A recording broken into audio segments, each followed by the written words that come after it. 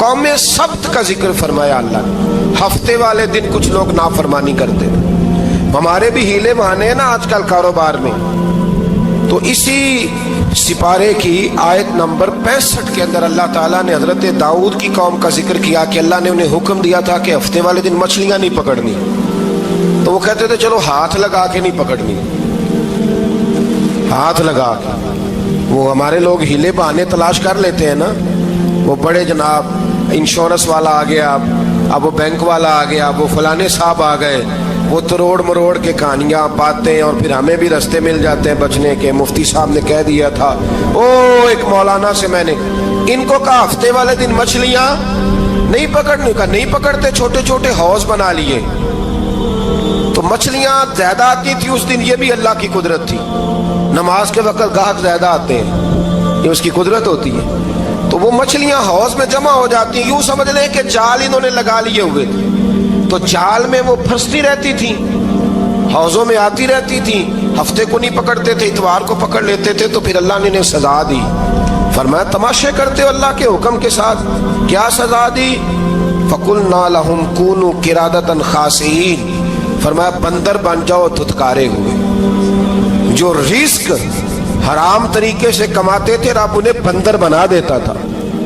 ابھی بھی میں نے دیکھے ہیں بڑے بڑے تاجر پاگلوں جیسی زندگی گزار رہے ہیں. نفسیاتی طور پہ سکون نہیں ہے, کروڑوں روپیہ پڑا ہے. کیوں؟ اس لیے کہ رب کے بتائے ہوئے طریقے کے مطابق تجارت نہیں کرتے. آگے ایک اور دلچسپ بات آ گئی. بنی اسرائیل کے اندر نا ایک شخص نے اپنے چچا کو قتل کر دیا جائیداد کے لیے. یہ دیکھیں کب سے لوگ جائیداد کے لیے قتل کرتے آ رہے ہیں. چچا کو قتل کر دیا, اور قتل کر کے حضرت موسیٰ علیہ السلام کے پاس آئے کہ میرے چچا کو کسی نے قتل کر دیا ہے, تو بتائیں کیا کرنا ہے. تو آپ نے فرمایا کہ گائے ذبح کرو, اور اس کا ایک ٹکڑا مقتول کو مارو, مرنے والے کو. وہ خود اٹھ کے بتا دے گا مجھے کس نے قتل کیا ہے. اب ارادہ نہیں تھا گائے ذبح کرنے کا, تو بہانے کرنے لگے. ارادہ نہیں نہ ہوتا تو پھر کیا ہوتے ہیں, کہنے لگے گائے کس طرح کی ہو, بوڑھی ہو کہ بچی ہو, رنگ کیسا ہو, جوان ہو کہ چھوٹی ہو, حال میں ایک دفعہ چلنا سیکھ گئی ہو یا ابھی نہ سیکھی ہو. تو بتاتے گئے تو رب بھی شرطیں بیان کرتا گیا. گہرے زرد رنگ کی ہو, حال کے اندر اسے نہ چلایا گیا ہو, پانی نہ نکالا گیا ہو, نہ بچی ہو نہ جوان ہو, اس کے درمیان ہو. یہ ساری شرطیں کہاں پائی جاتی تھی؟ حضرت موسیٰ علیہ السلام کی قوم کا ایک شخص تھا جو اللہ کا ولی تھا. وہ جب انتقال کرنے لگا نا, اللہ اکبر, دیکھو رب ولیوں کی اولادوں پر بھی کتنا فضل فرماتا ہے. وہ جب انتقال کرنے لگا تو ایک اس کے پاس چھوٹی سی بچیا تھی, گائے کی بچی.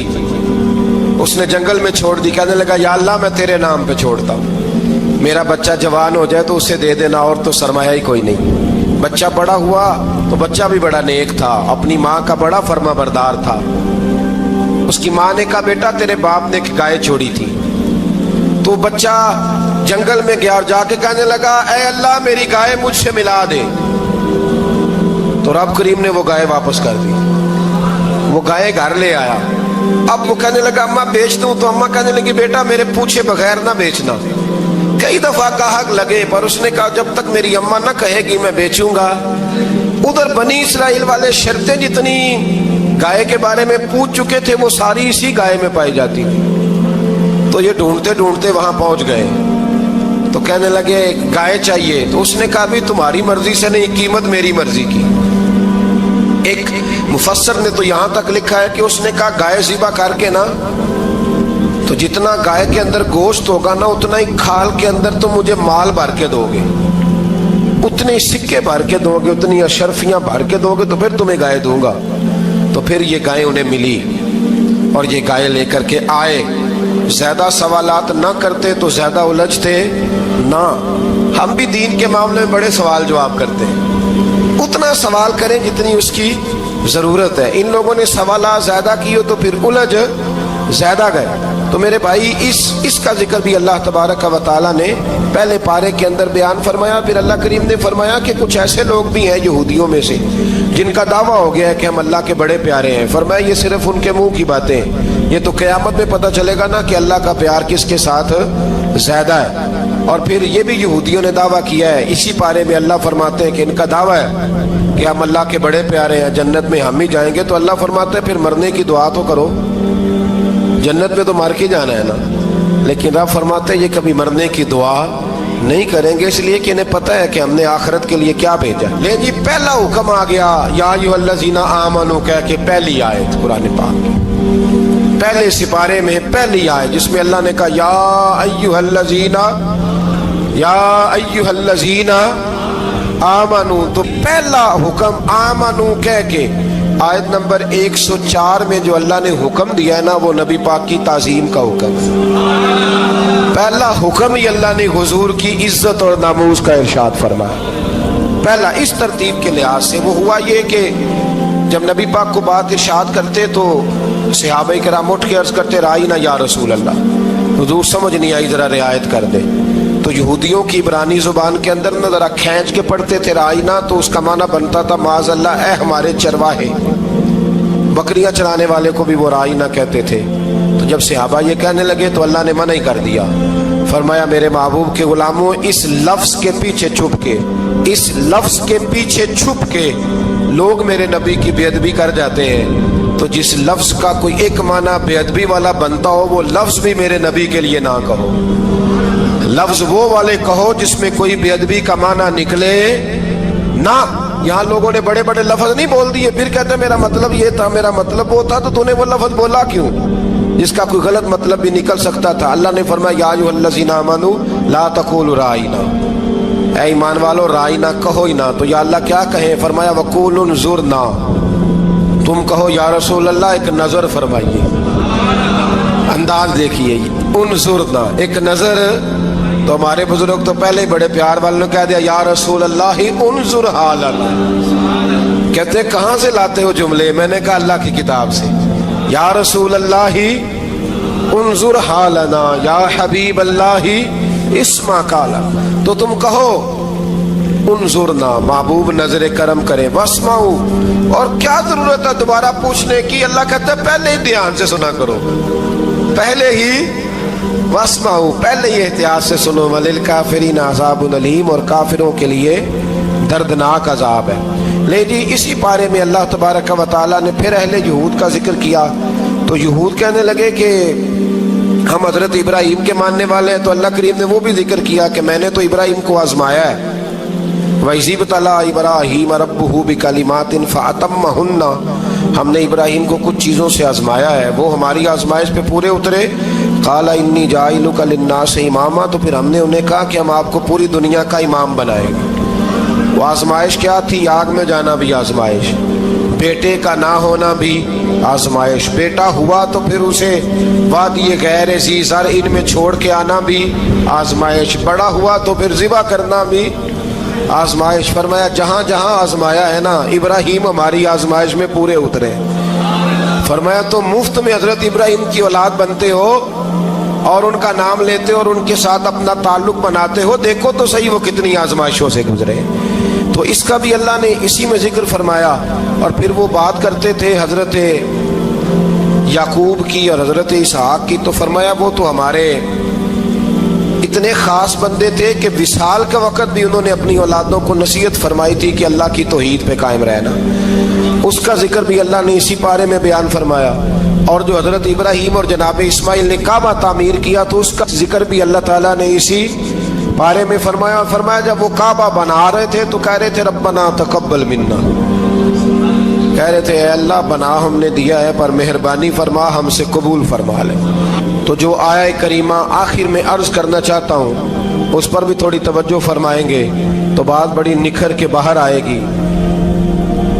یہ 16ویں رکوع کے اندر اللہ نے پھر یہود کا اور عیسائیت کا ذکر فرمایا، تو اللہ کریم نے ایک بات ارشاد فرمائی، یہودیوں کے ہاں جب کوئی بچہ پیدا ہوتا تھا پیلے رنگ کے ساتھ اس کو رنگتے تھے، یا کوئی خاص رنگ تھا ان کا، بچہ پیدا ہوتا تو اس پر وہ رنگ چڑھاتے ہیں کہ یہ جی ہمارے مذہب کا رنگ ہے۔ ہمارے ہاں بھی رسمیں ہیں نا اپنی اپنی، معاذ اللہ اپنی اپنی نہیں ہونی چاہیے، اللہ رسول کا حکم ہونا چاہیے۔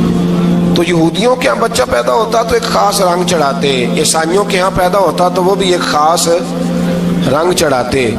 تو مسلمانوں کے ہاں بچے پیدا ہوئے تو انہوں نے بھی توجہ کی کہ یہ کیا ہو رہا ہے، تو رب کریم نے فرمایا صبغۃ اللہ، رنگ اللہ کا ہی ہے، ومن احسن من اللہ صبغہ، اور فرمایا اللہ کے رنگ سے زیادہ خوبصورت کس کا رنگ ہو سکتا ہے؟ اللہ کا رنگ کیا ہے؟ لا الہ الا اللہ محمد الرسول اللہ صلی اللہ علیہ، فرمایا نیلے پیلے کالے رنگ نہ چڑھاؤ، اپنے ذہن پر توحید و رسالت کا رنگ چڑھاؤ، یہ سب سے بہترین رنگ ہے۔ اگر تمہارے ذہنوں پر رب رسول کی توحید کا رنگ چڑھ گیا تو یہ وہ والا رنگ ہے، پھر تمہیں کسی اور رنگ کی طرف جانے کی ضرورت نہیں پڑے گی۔ تو فرمایا رنگ وہ پیدا کرو جو توحید کا ہے، رسالت کا ہے، اس رنگ کی توجہ کرو۔ قرآن مجید کے اس پارے میں اللہ کریم نے مختلف باتیں بیان کر کے آخری رکوع میں یہ جو رنگ کا ذکر فرمایا نا، تو یہ لگتا ہے پورے پارے کا خلاصہ ہے کہ رب کریم نے فرمایا اصل بات یہ ہے کہ تمہاری سوچوں پہ رب رسول کی توحید و رسالت کا رنگ ہونا چاہیے۔ وہ ایک دفعہ مسلمہ کذاب بے ایمان کہنے لگا میں نے بنا لیا قرآن پاک کا جواب، معاذ اللہ۔ جواب کیا بنایا؟ وہ صورت ہے نا القاریۃ ما القاریۃ وما ادراک ما القاریۃ، کھڑکھڑانے والی کیا ہے؟ کھڑکھڑانے والی تمہیں کیا پتا کیا ہے؟ کھڑکھڑی قیامت کا ذکر ہے۔ کہنے لگا میں نے اس جیسی صورت بنا لیا، تو کیا بنایا؟ الفیل مل فیل وما ادراک ما الفیل، کہنے لگا ہاتھی، تمہیں کیا پتا کیا ہاتھی، تم کیا جانو کیا ہاتھی؟ تو پاس جو اس کے اپنے بیٹھے تھے نا چیلے، وہ کہنے لگے چپ کر جا، سارے زمانے کو پتا ہے ہاتھی کیا ہوتا ہے، تو پاگل ہے، اس کے دو کان ہوتے ہیں، ایک سونڈ ہوتی ہے، چار اس کے پیر ہوتے ہیں، بیوقوف آدمی قرآن کا مقابلہ کرنا ہے تو کچھ چج کے ساتھ کر، پاگلوں کی طرح مقابلہ کرے گا، جوتے کھائے گا بھی ہمیں بھی پڑھوائے گا۔ تو قرآن مجید کا کوئی مقابلہ کر سکا؟ تو اس آیہ مبارکہ میں اللہ نے کافروں کو یہ کہا اگر مقابلہ نہیں کر سکتے تو پھر اللہ سے ڈرو، ورنہ دوزخ میں ڈالے جاؤ گے، وہ جس کا ایندھن آدمی اور پتھر ہے، اور بنائی بھی کافروں کے لیے گئی ہے۔ اعدت للکافرین، جہنم کس کے لیے بنائی گئی ہے؟ کافروں اور منافقوں کے لیے، مسلمانوں کے لیے بنائی گئی۔ مسلمان مرضی سے چھلانگے لگائیں تو ان کی موج ہے، ورنہ ان کے لیے جہنم، ان کے لیے اللہ نے جنت بنائی ہے۔ اور یہ بات کرتے ہی رب کریم نے فرمایا اے محبوب علیہ الصلوۃ والسلام، مومنوں کو خوشخبری دے دیں کہ اللہ نے ان کے لیے جنت بنائی ہے، اس میں باغات ہیں، انہیں رزق دیا جائے گا کھانے کے لیے، اور اس میں انہیں پاکیزہ بیویاں دی جائیں گی، اور پھر وہ اس میں ہمیشہ رہیں گے، انہیں اس سے نکالا نہیں جائے گا۔ آگے جو آیات کریمہ ہے نا، اس کے اندر اللہ تبارک و تعالیٰ نے فرمایا ہے کہ اللہ حیا نہیں کرتا سمجھانے کے لیے مچھر کی مثال بھی دینی پڑے۔ فرمایا قرآن سے کچھ لوگ ہدایت حاصل کرتے ہیں اور کچھ گمراہ ہو جاتے ہیں۔ جب لوگ اپنی مرضی کی تشریحات چاہتے ہیں تو گمراہ ہوتے ہیں، اور جب قرآن کو رسول اللہ صلی اللہ علیہ وسلم اور امت مسلمہ کی تشریحات کی روشنی میں سمجھتے ہیں تو پھر اللہ ہدایت عطا فرماتا ہے۔ پھر اللہ تبارک و تعالیٰ نے آگے ارشاد فرمایا حضرت آدم کی پیدائش کا واقعہ۔ کچھ مفسرین نے لکھا ہے اللہ نے مشورہ کیا تھا فرشتوں سے، وَإِذْ قَالَ رَبُّكَ لِلْمَلَائِكَةِ إِنِّي جَاعِلٌ فِي الْأَرْضِ خَلِيفَةً، لیکن کچھ مفسرین کہتے ہیں کہ اللہ کو ضرورت نہیں فرشتوں سے مشورہ کرنے کی، اللہ نے فرشتوں سے مشورہ نہیں کیا، بلکہ رب نے انہیں آگاہ فرمایا تھا کہ میں لگا ہوں زمین پہ اپنا نائب بنانے، میں خلافت دینے لگا ہوں زمین پہ۔ اب یہ تو دینے والی کی مرضی ہے نا، اس نے کس کو دینی ہے، یہ تو دینے والے کی مرضی ہے نا اس نے۔ تو کچھ لوگ کہتے ہیں کہ دینے والے سے زیادہ ہمیں پتہ ہے، تو فرشتوں کو بھی یہ اجتہادی خطا ہو گئی، کہنے لگے یا اللہ اسے نہ بنانا، یہ فساد کرے گا، یہ خون ریزیاں کرے گا۔ تو اللہ نے فرمایا جو میں جانتا ہوں وہ تم، اللہ اکبر۔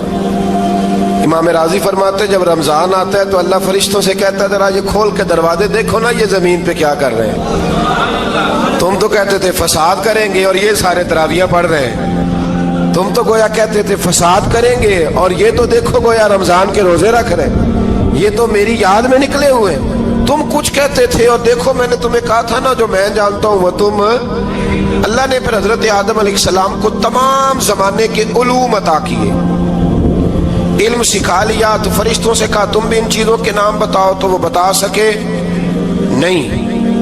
اللہ نے فرمایا اب اس طرح کرو آدم کو سجدہ کرو، سب نے سجدہ کیا سوائے، وہ کہنے لگا یا اللہ صرف تجھے ہی کرنا ہے، کرنا بھی صرف اللہ کو چاہیے، پر رب کے آگے بھی جھکنا چاہیے، اور جس کے سامنے رب جھکائے نا وہاں بھی۔ اور یہ جو عاجزی ہے نا، یہ جو جھکنا ہے، یہ علم کے آگے ہے۔ ہماری مصیبت یہ ہے کہ ہم علم کے آگے بھی گردن جھکانے کو تیار نہیں ہوتے، وہاں بھی ہم خود عالم فاضل بن جاتے ہیں۔ تو فرمایا کہ سب سے کہا سجدہ کرو، سب نے سجدہ کیا سوائے ابلیس کے، تو پھر ہوا کیا؟ وکان من الکافرین، وہ کافروں میں سے ہو گیا۔ پھر اللہ نے حضرت آدم کو اور جناب حوا کو نا مقام دے دیا جنت میں رہنے کے لیے، اور کہا سارا کچھ کھانا، درخت کے قریب نہ جانا۔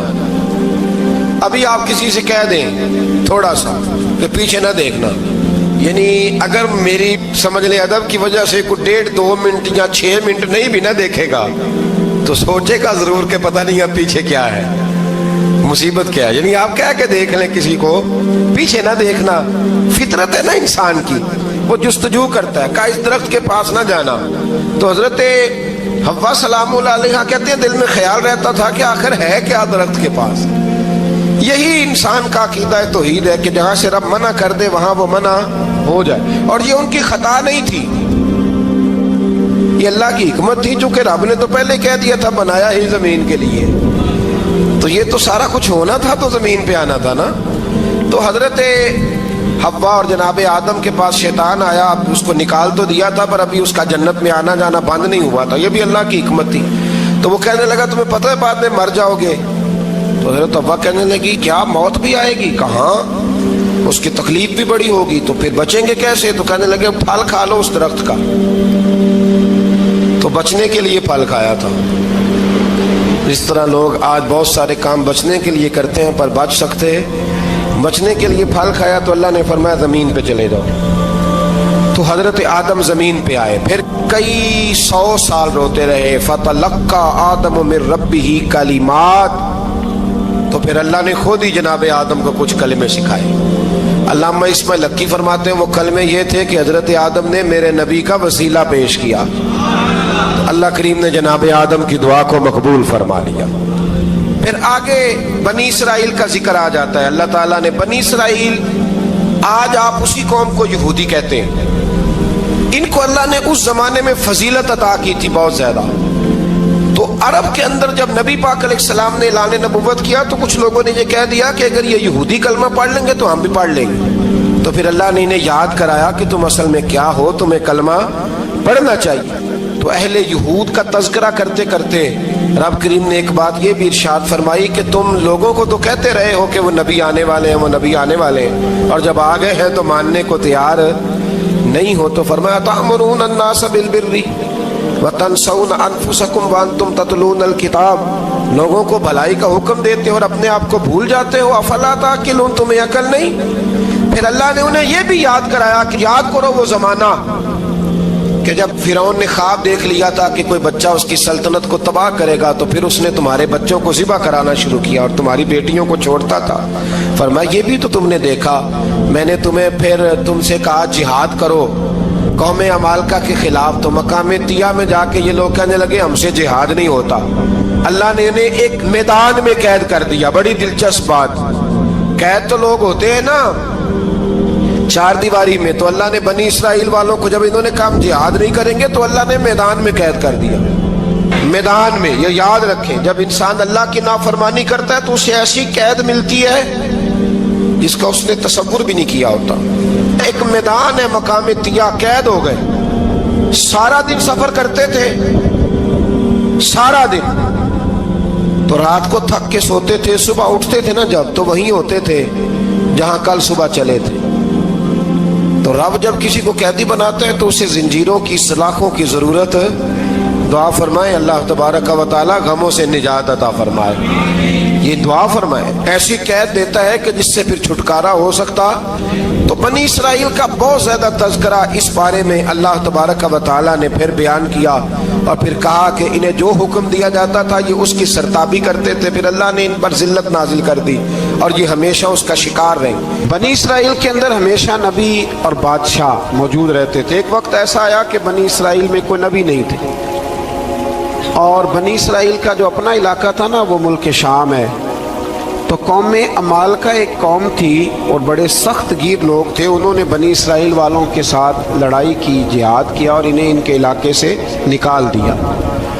اور کچھ حضرت یوسف علیہ السلام کے زمانے میں ویسے بھی ایک بہت بڑی تعداد جا کے مصر میں آباد ہو گئی تھی. اب یہ ہوا کہ ان کے پاس کوئی بادشاہ نہیں ہے, یہ بار بار دعا کرتے ہیں, التجا کرتے ہیں, تو اللہ تعالیٰ نے ایک پیغمبر انہیں عطا کیے جن کے مختلف نام کتابوں میں ہیں. صدر الافاضل رحمۃ اللہ علیہ نے تفسیر خزائن العرفان کے اندر ان کا نام حضرت شمویل علیہ السلام لکھا ہے. حضرت شمویل علیہ السلام کو اللہ تعالیٰ نے نبوت عطا فرمائی, اور جب حضرت شمویل علیہ السلام اللہ کے نبی ہوئے, بنی اسرائیل والوں کو یقین آیا کہ اللہ نے الحمدللہ ہمیں ایک نبی کے جھنڈے تلے جمع کر دیا ہے, تو پھر انہوں نے کہا کہ آپ ہمارے سامنے ایک بادشاہ بھی مقرر کریں تاکہ ہم اس کی سرپرستی میں جہاد کریں. جب انہوں نے یہ بات کی تو اللہ تبارک و تعالیٰ نے حضرت شمویل علیہ السلام کے ذمے لگایا. تو ایک اس زمانے میں اللہ کے نیک بندے تھے جناب طالوت علیہ السلام ان کا نام تھا. تو حضرت شمویل علیہ السلام نے انہیں کہا کہ اللہ کریم نے نا تمہارا بادشاہ طالوت کو بنایا ہے. ان کا نام بھی قرآن مجید نے ذکر فرمایا ہے. تو بنی اسرائیل کے لوگ کہنے لگے یہ تو غریب آدمی ہے, وہ بکریاں چرایا کرتے تھے, لیکن علم میں بڑے پختہ تھے, وجود میں بڑے طاقتور تھے. تو کہا کہ یہ تو غریب آدمی ہے, تو ہم تو زیادہ حق رکھتے تھے کہ ہمیں بادشاہ بنایا جائے. تو حضرت طالوت علیہ السلام کے بادشاہ بننے کے بعد حضرت شمویل علیہ السلام نے جو بات کی, اللہ کریم نے اسے قرآن مجید میں بیان فرمایا. رب فرماتا ہے بسطۃ فی العلم والجسم, اسے اس لیے تمہارا بادشاہ بنایا گیا ہے کہ اسے ہم نے کشادگی دی ہے, علم میں بھی اور جسم میں بھی.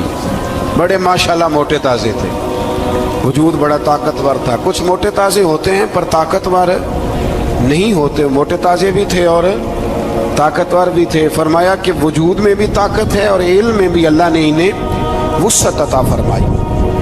تو بنی اسرائیل والے کہنے لگے جی نہیں جی کوئی بندہ اور آ جائے, یہ ہمارا بہت بڑا مسئلہ ہے نا جی, ہر ایک کی مرضی کی نہ تو بات ہو سکتی ہے اور نہ ہر بندہ ہر ایک کی مرضی پر پورا. کہنے لگے نہیں جی کوئی اور ہونا چاہیے تھا, ہمیں کیسے پتہ چلے گا کہ اللہ نے مقرر کیا ہے.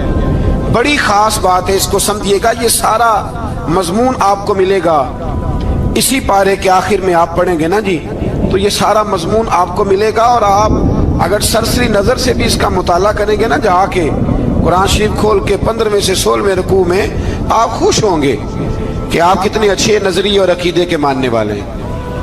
تو جب کہا نا کہ طالوت کو ہمارا بادشاہ بنایا گیا تو دلیل کیا ہے, تو قرآن کہتا ہے کہ حضرت شمویل علیہ السلام نے فرمایا کہ تمہارا ایک تابوت تھا, ایک صندوق تھا تمہارے پاس, وہ صندوق تمہارا قوم امال کا اٹھا کے لے گئی تھی.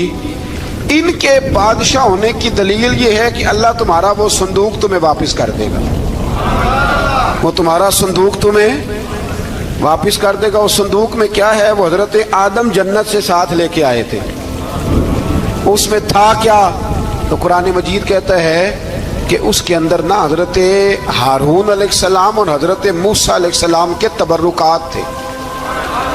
تبرکات, کل میں ایک مولوی دیکھ رہا تھا بیچارہ, ایک بندہ نا مسجد نبی کے ساتھ غلاف اور شاید کوئی کفن تھا, وہ مسجد نبی کی دیواروں سے مس کر رہا تھا. تو وہ کہہ رہا تھا نہیں اس سے کیا ہوتا ہے, تبرک کوئی چیز نہیں, اچھے اعمال کی وجہ سے بندہ بخشا جائے گا.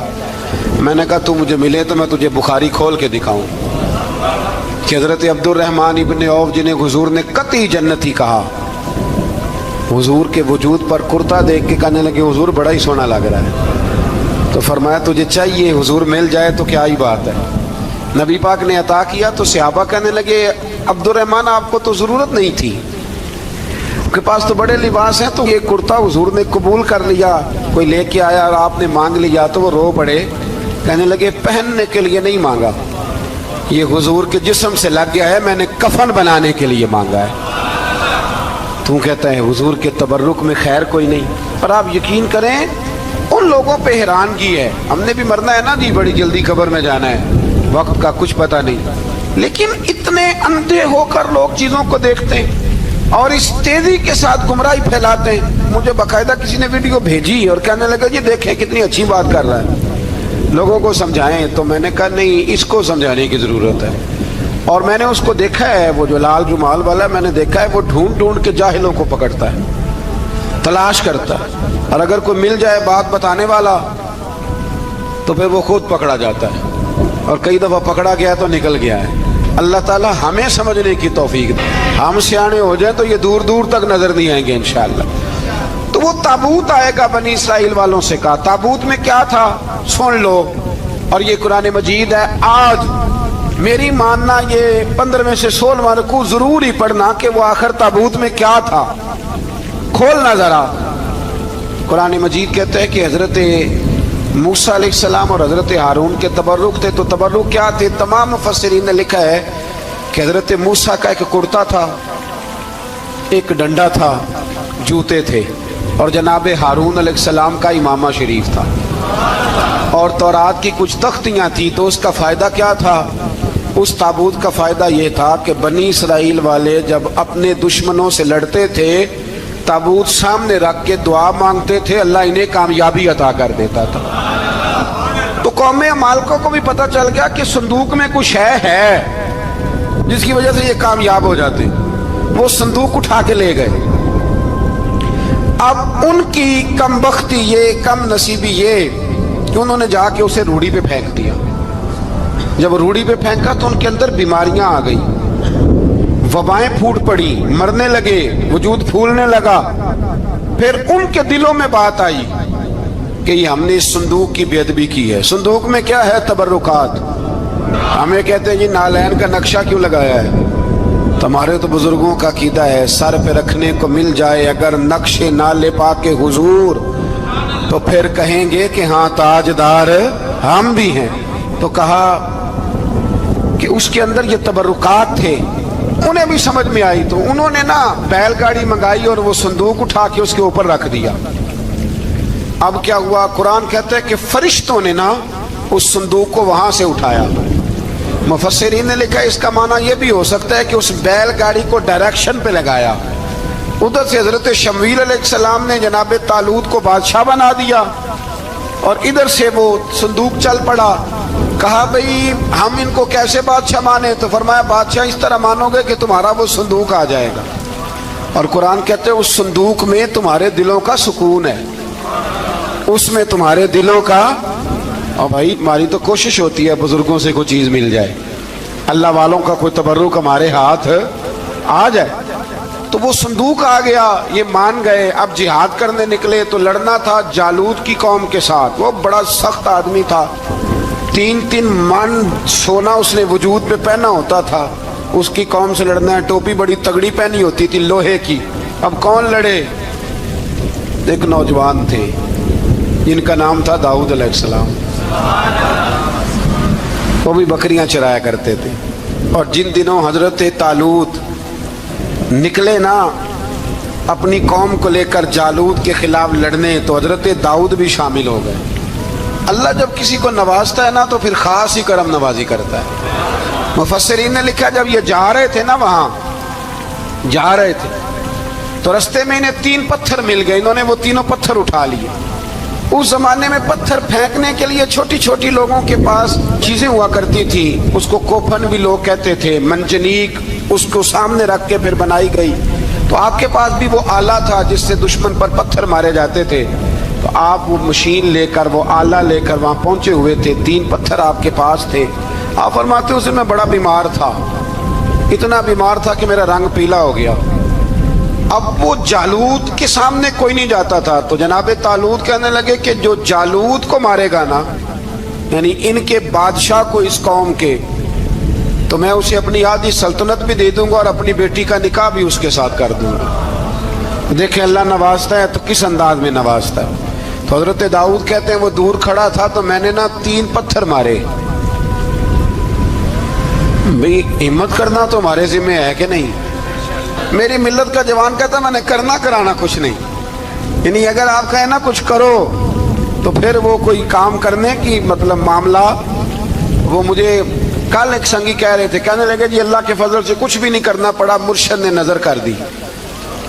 میں کہ مینوں ملن گے تو میں انہوں سمجھاواں گا کہ کچھ کرا کے نظر کریا کرو، کیونکہ میرے وہ دوست ہیں، میں انہیں جانتا ہوں۔ نظر میں بڑا کچھ ہوتا ہے، لیکن اللہ بھی تو بندے پہ بڑی نظر رحمت کرتا ہے نا۔ لیکن کہتا ہے 5 نمازیں پڑھ، رمضان کے روزے رکھ، زکوٰۃ فرض ہو تو ادا کر، یہ سارے کام کر، سچ بول، دیانتداری کر، پھر میں اپنے فضل سے تجھے جنت عطا کروں۔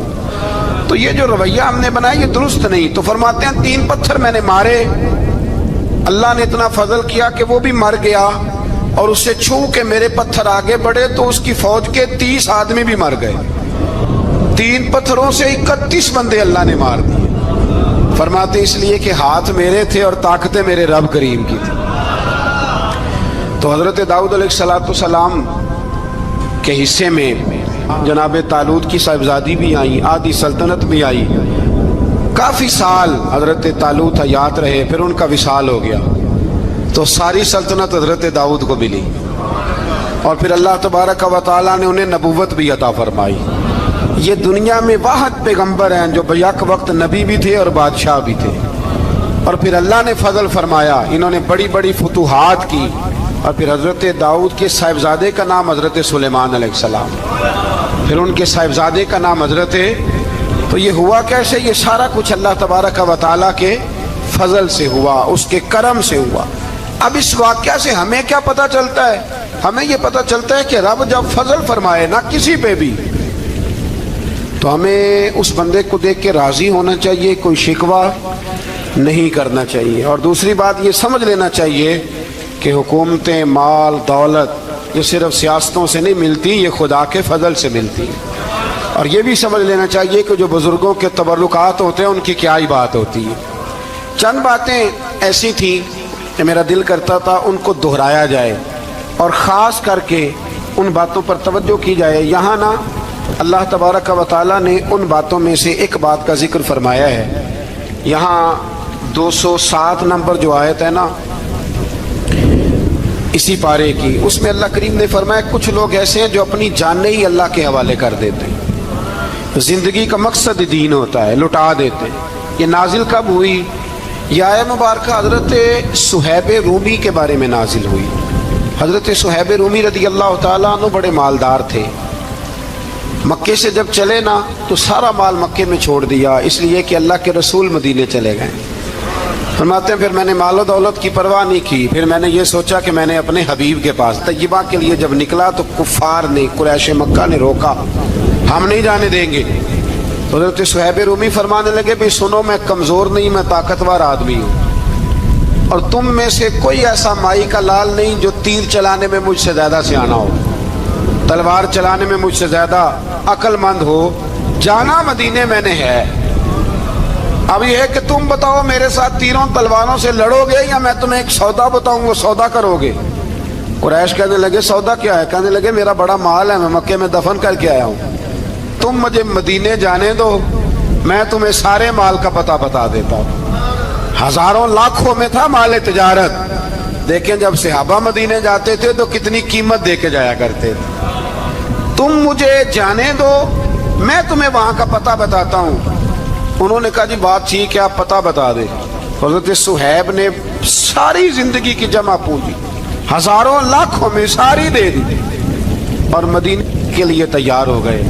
اللہ کریم نے اس بات کو بڑا ہی پسند فرمایا اور فرمایا وَمِنَ النَّاسِ مَن يَشْرِي نَفْسَهُ ابْتِغَاءَ مَرْضَاتِ اللَّهِ، فرمایا کچھ لوگ ایسے ہیں جو اپنی جانیں ہی بیچ دیتے ہیں اللہ کی رضا حاصل کرنے کے لیے، اپنی جانیں بیچ دیتے ہیں، نَفْسَهُ ابْتِغَاءَ مَرْضَاتِ اللَّهِ، اللہ کی رضا حاصل کرنے کے لیے اپنی جانوں کو بیچ دیتے ہیں۔ تو فرمایا پھر اللہ کیا کرتا ہے؟ فرمایا واللہ رؤوف بالعباد، پھر اللہ بھی اپنے بندوں پر بڑا ہی رحم فرمانے والا ہے۔ جب یہ سارا مال دے کے مدینے پہنچے نا تو ان کے استقبال کے لیے جناب عمر پہلے سے موجود تھے۔ حضرت عمر ریسیو کر کے نبی کریم کی بارگاہ میں لے گئے تو فرماتے ہیں حضور نے مجھے دیکھتے ہی فرمایا صہیب زندگی میں تم نے بڑی تجارتیں کی ہوں گی، پر یہ جو تو نے سودا کیا ہے نا یہ بڑا ہی نفع والا کیا ہے، یہ جو سودا فرمایا یہ تو نے بڑا تو دین کے لیے جب آپ کوئی کام کرتے ہیں تو یہ سودا بڑا نفع والا. ایک مضمون اور یہاں ہے 216 نمبر آیت میں, وہ بھی بڑا ہی سمجھنے والا ہے. اللہ کریم نے جب جہاد فرض کیا نا تو فرمایا کتب علیکم القتال, ہم نے تم پر قتل کرنا, قتال کرنا فرض کیا ہے. فرمایا ہو سکتا ہے تمہیں یہ کراہت محسوس ہو, مشکل لگے, برا لگے. ایک بات جو آج کی نصیحت ہے اور مضامین قرآن جو ہم سیکھ رہے ہیں اس کے اندر سے ہمیں یہ خاص چیز ہے جس کو سمجھنا چاہیے. اللہ کریم نے فرمایا کہ تم پر جہاد فرض کیا گیا ہے, وَهُوَ كُرْهٌ لَكُمْ, ہو سکتا ہے تمہیں ناپسند ہو. تو ایک نا ساری زندگی کے لیے ایک نصیحت کر دی. فرمایا وَعَسَىٰ أَن تَكْرَهُوا شَيْئًا, ہو سکتا ہے تم کسی چیز کو ناپسند کرو, وَهُوَ خَيْرٌ لَكُمْ, اور وہ تمہارے لیے اچھی ہو. اللہ اکبر. یہ وہ بات ہے اگر سمجھ میں آ گئی تو کلیجہ ٹھنڈا ہو گیا, زندگی سکون میں آ گئی. فرمایا ہو سکتا ہے تم کسی چیز کو ناپسند کرو اور وہ تمہارے لیے بہتر ہو. وَعَسَىٰ أَن تُحِبُّوا شَيْئًا, ہو سکتا ہے تم کسی چیز سے محبت کرو. وَهُوَ شَرٌّ لَكُمْ, اور وہ تمہارے لیے بری ہو, اچھی. بس میرے رب نے ایک بات مسلمان کو بتا دی جو جینے کے لیے بڑی کافی ہے. فرمایا تم میرے اور میرے رسول کے حکم پر چلو. کیوں؟ اس لیے کہ واللہ یعلم وانتم لا تعلمون, اللہ جانتا ہے تم نہیں جانتے. ہمیں بے قراری زندگی میں اس لیے کہ ہم حقیقت پسند نہیں, ہم بہانوں میں, ہم ہواؤں میں جیتے ہیں, ہواؤں میں, خیالات میں زندگی گزارتے ہیں. بڑا ٹائم پڑا ہے. مثلاً کتنا میرے رسول کریم صلی اللہ تعالی علیہ وآلہ وسلم نے ایک دن صحابہ سے فرمایا تمہیں حیا نہیں آتی؟ حضور کیا ہوا؟ فرمایا وہ والے مکان بناتے ہو جن میں تم رہ نہیں سکتے, وہ والا مال جمع کرتے ہو جو کھا نہیں سکتے, حیا نہیں آتی؟ عرض کی حضور حکم کریں. تو محبوب فرمانے لگے جوتے کا ایک تسمہ بند کرتا ہوں تو سوچتا ہوں دوسرا بند کرنے سے پہلے موت آ جائے گی. ایک سانس اندر جاتی ہے تو دوسرا آنے سے پہلے میں یاد کرتا ہوں کہ مجھے دنیا سے جانا ہے. تمہیں حیا نہیں آتی؟ وہ مکان بناتے ہو جن میں رہ ہی نہیں سکتے, وہ مال جمع کرتے ہو جو کھا. حقیقت پسند نہیں بھائی. ہم بہت سارے لوگ ہیں بڑی باتیں سناتے ہیں, بڑی. میں کہتا ہوں اصل میں نا زیادہ باتیں سنا کے نا بیچارہ اپنے آپ کو مطمئن کرنا چاہتا ہے. اصل بات یہ ہے کہ اندر سے نا ہلا ہوا ہے, کچھ بھی نہیں. بڑا زیادہ ہنستا ہے اور مجھے لگتا ہے کہ کوئی گہرا زخم چھپا رہا ہے. اس لیے ملمہ سازی, حقیقت پسند بنو, حقیقت پسند. یاد رکھنا من ترک صلاۃ متعمدا فقد کفر, میرے رسول نے حقیقت بیان کی. فرمایا جس نے ایک نماز بھی جان بوجھ کے چھوڑی اس نے رب کے رب ہونے کا انکار کیا, اس نے کفران نعمت کیا. یہ حقیقت ہے, کوئی کلیریفیکیشن نہیں, کوئی وضاحت نہیں. جو نماز نہیں پڑھتا جھوٹ بولتا ہے, غلط بیانی کرتا ہے. جو شخص رزق حرام کما کے کہتا ہے کہ اس کے بغیر گزارا نہیں چلتا وہ جھوٹ بولتا ہے. اس لیے کہ رب فرماتا ہے جب تجھے پیدا کیا ہے تو تیرا رزق میرے ذمہ ہے. اللہ فرماتا ہے کہ لا یکلف اللہ نفسا الا وسعها, میں کسی پر وہ بوجھ نہیں ڈالتا جو اٹھا نہ سکے. نماز فرض کیا اس کا مطلب ہے ہم پڑھنے کے قابل ہیں.